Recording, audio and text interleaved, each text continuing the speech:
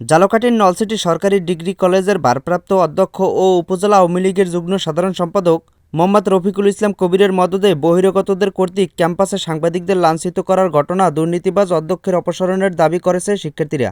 বৃহস্পতিবার 28শে নভেম্বর সকাল 10টায় college campus থেকে বিক্ষোভ মিছিল করে কয়েকশত শিক্ষার্থী।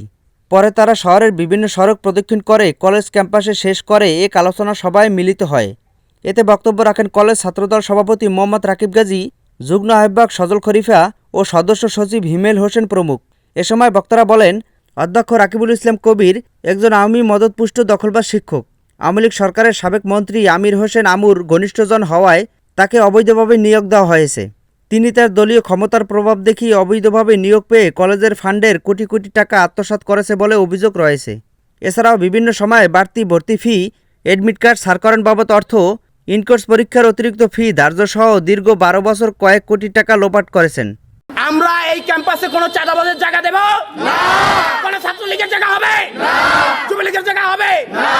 আমরা চাই শান্তি শৃঙ্খলা ভাবে এই ক্যাম্পাস চলবে, কারো কথা এই ক্যাম্পাস চলবে না।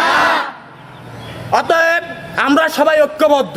এই ক্যাম্পাসে কোনো চাঁদাবাজের আস্থানা হবে না, আওয়ামী লীগের আস্থানা হবে না। যারা কবিরের কাছ থেকে চাঁদা নিয়ে এই কলেজে তারা প্রবেশ করাইছে তাদেরকে এই কলেজে ঢুকতে দেওয়া হইবে। আমার একটাই কথা, যে আওয়ামী লীগের আমলে আওয়ামী লীগের ক্ষমতা দেখাইয়া যে এই কলেজে রাজনীতি শুরু করছে, একটা অ্যাডমিট কার্ড আনার জন্য যে একবার স্লোগান দেওয়া হয়েছে, তার এই ক্যাম্পাসে কোনো জায়গা নাই। যে তার বাপ আমুর জন্য ওই জায়গায় জায়গা বানাইছে, কলেজের অত জায়গা নষ্ট করি ওই জায়গায় তার আমু স্থাপনা করে, যে তার এই কলেজে তার কোনো স্থান নাই, তারে আমরা কলেজে কেউ ঢুকতে দিব না। কবিরের বিরুদ্ধে আমাদের যত প্রকারের লড়াই দরকার আমরা করব। এই জন্য সবাই কি প্রস্তুত না?